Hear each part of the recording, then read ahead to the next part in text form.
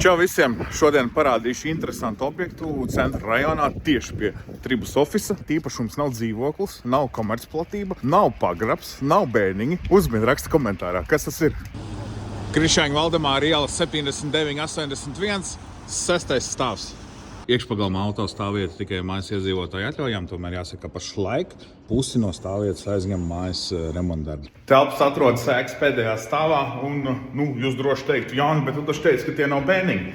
Tie nav bērniņi, tā ir mākslinieku darbnīca. Nepilni 204 kvadrātmetri.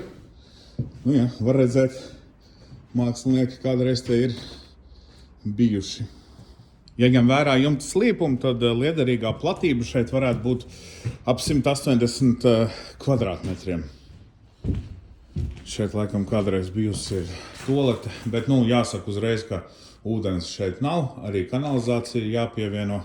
Lai gan pašlaik stāvoklis nav tas labākais un ir jāiegulda ļoti daudz darba, tomēr, manuprāt, šis ir interesants piedāvājums, jo parasti šādas bērniņu telpas centrā ir kopīpašums. Tas nozīmē, ja tu gribētu te kaut ko darīt, tev viss būtu jāsaskaņo ar mājas pārējiem iedzīvotājiem.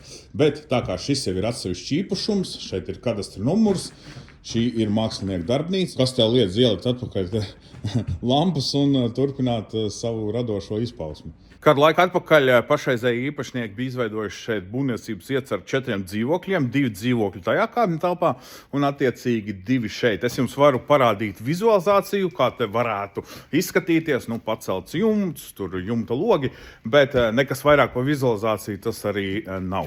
Sludinājumā norādītā cena 70 000 eiro. Kā tev šķiet? Adekvāti. Ja vēlies saņemt vairāk informāciju par šo īpašumu, droši raksti man jānis.abel@tribus.lv, zvani man vai tepat sociālos tīklos, es visu izstāstīšu. Tiekamies. Čau!